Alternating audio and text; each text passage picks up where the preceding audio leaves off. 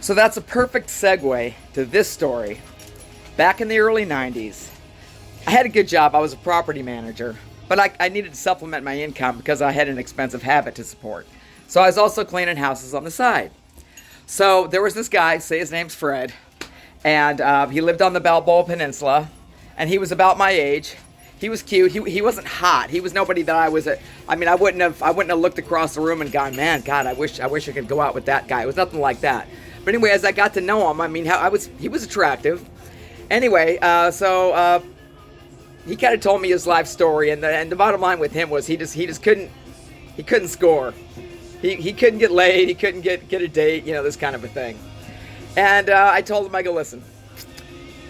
I don't remember exactly how I said it because it was a long time ago.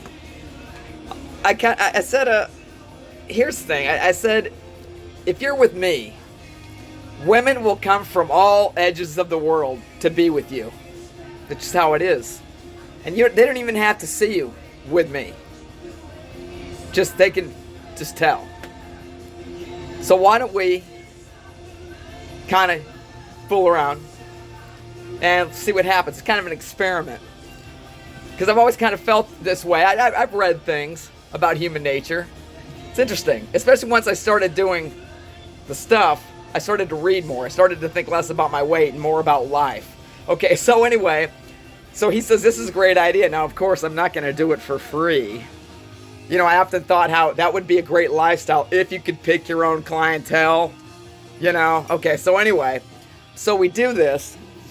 And let me tell you, I ended up moving to Las Vegas because my dealer got either busted or he just moved or whatever. So I moved to Las Vegas because it seemed like a good place to go score.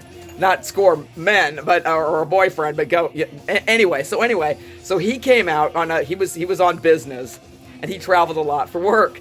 And he goes, Darla, thank you so much.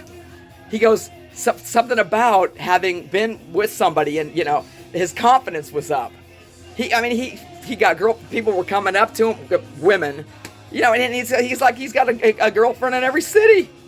It's amazing. That's just kind of the way it works.